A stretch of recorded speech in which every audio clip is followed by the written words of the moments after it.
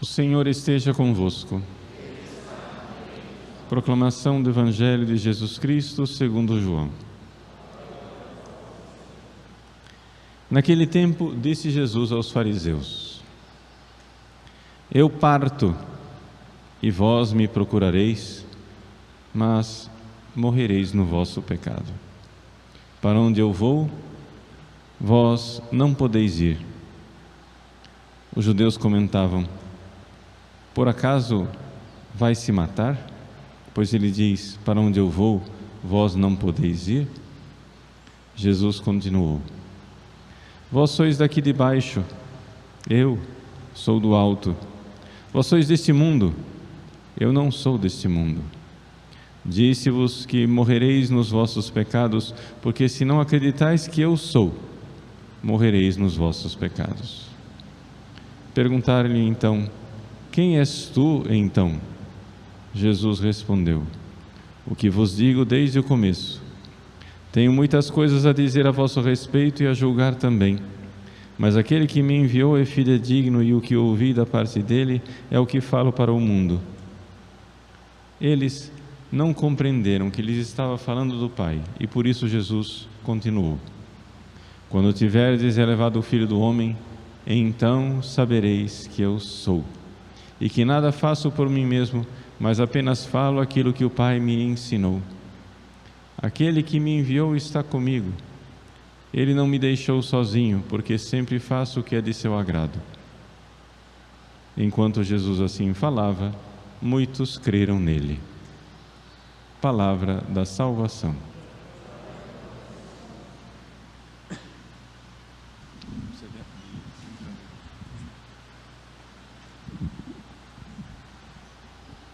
Meus queridos irmãos e irmãs, o Evangelho de hoje, que é do mesmo capítulo 8 de São João, que nós líamos ontem, é um verdadeiro contraste com o episódio da pecadora arrependida.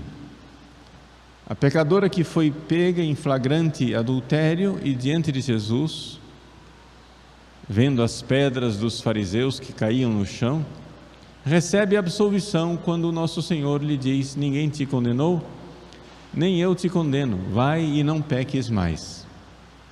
Jesus ali está abrindo as portas do céu para uma mulher que vivia em pecado, que foi pega em flagrante delito e que, no entanto, arrependida, está salva. Mais do que salva, é colocada por Jesus no caminho da santidade.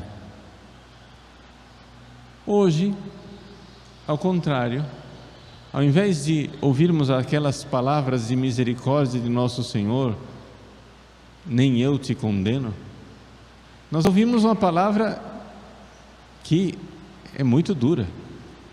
Jesus olha para os fariseus e diz: morrereis nos vossos pecados. Que juízo tremendo! Se colocarmos o Evangelho de ontem e o Evangelho de hoje, o que nós vemos é aquela cena de Jesus no juízo final, olhando para as ovelhas e dizendo: vinde benditos.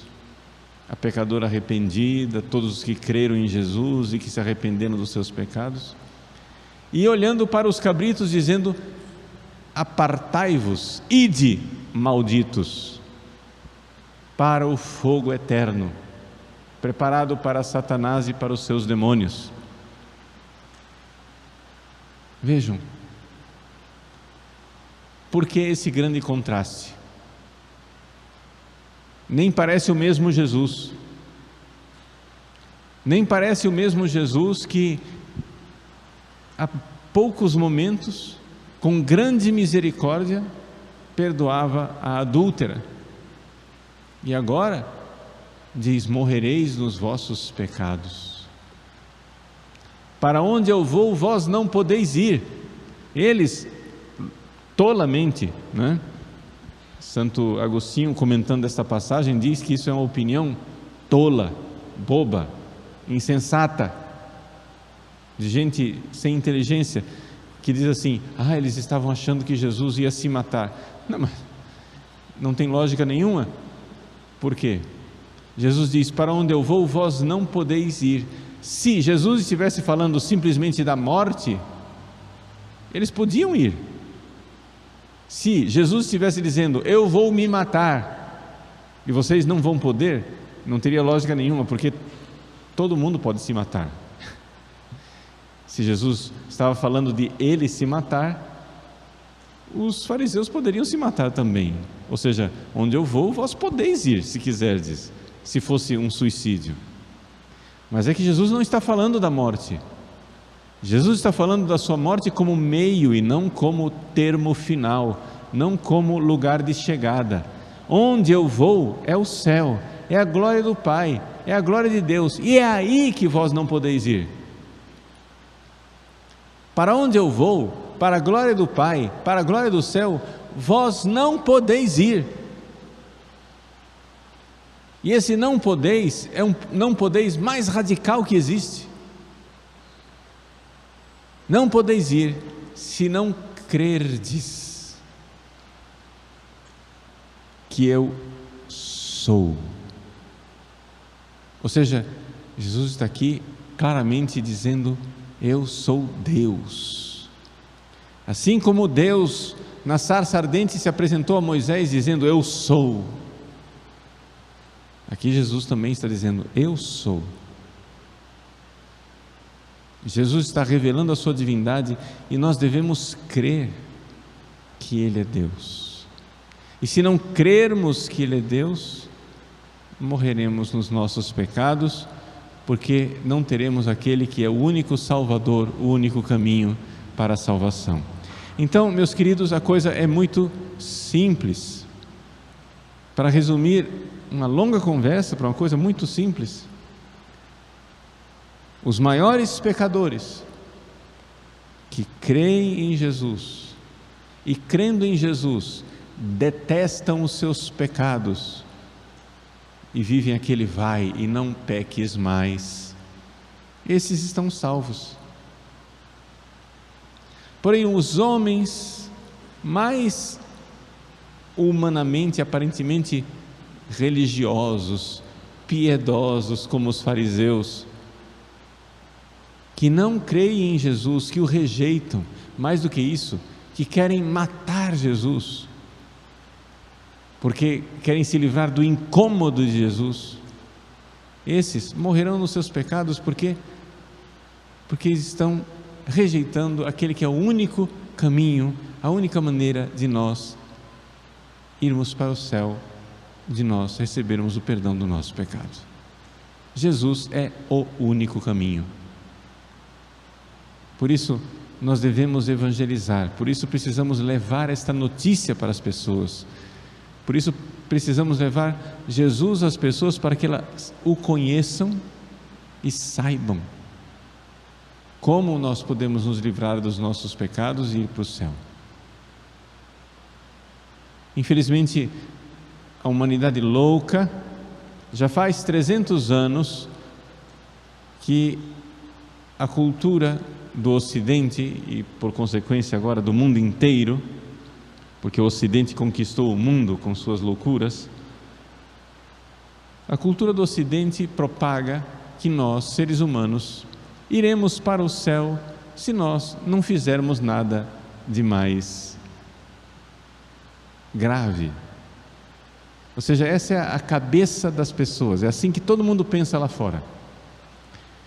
Qual é o pensamento das pessoas? Número 1, elas não pensam no céu, pensam numa felicidade aqui na terra, porque é a única coisa que importa. E por que é que não pensam no céu?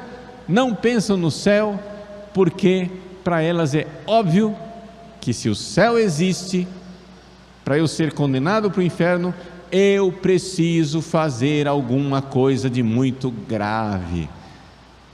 Aí você pergunta para as pessoas se elas vão para o céu e elas dizem: eu nunca matei ninguém, eu nunca roubei ninguém e, portanto, resolvido. Como se os únicos mandamentos fossem não matar e não roubar. Vejam, nessa cultura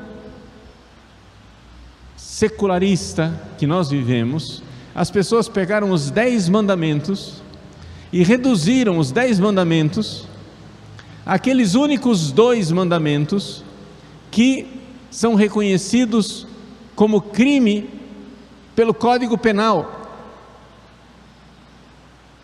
Amar a Deus sobre todas as coisas é um mandamento, mas é um crime no Código Penal? Não. Então não importa. Ir à missa no domingo é um mandamento, mas é um crime no Código Penal? Não. Então não importa. Honrar pai e mãe é um mandamento, mas é um crime no Código Penal? Não. Então não importa. Adultério é um pecado, está lá no mandamento, mas é um crime no Código Penal? Não.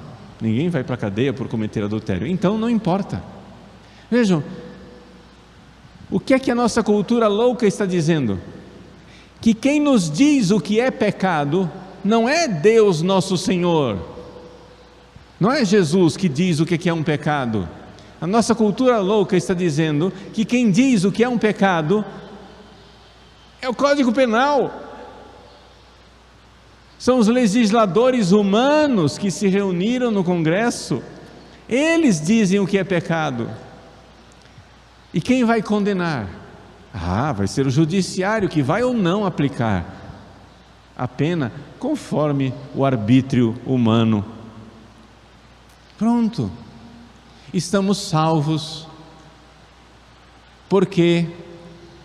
Porque um monte de pecadores se reuniu em Brasília, fizeram uma lei e agora aboliram os 10 mandamentos. Só tem 2 coisas: matar e roubar. E mesmo assim, depende muito, da aplicação, porque você entra com habeas corpus, recursos, até ser julgado em última instância, a gente escapa e depois cumpre pena em regime aberto, dá um sacolão e resolvido tudo, pronto. Vejam a loucura na qual nós vivemos. Meus queridos, eu não estou dizendo, atenção, para que ninguém seja tolo o suficiente de achar que eu estou dizendo isso, eu não estou dizendo que os 10 mandamentos devem ser contemplados pelo Código Penal. A igreja sempre viu a diferença entre um crime e um pecado. Nem todos os pecados são crimes. O pecado, ele deve ser reconhecido como crime quando ele perturba a ordem social.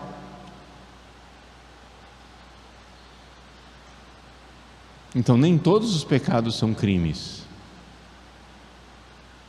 Você, dentro do seu coração, se revolta contra Deus sem que ninguém veja e blasfema. Você se revolta contra Deus e sem que ninguém veja, ofende nosso Senhor. Isso é um pecado gravíssimo que levará você para o inferno, mas não é um crime. Por quê? Porque não é algo constatável socialmente, não é algo que você possa punir socialmente.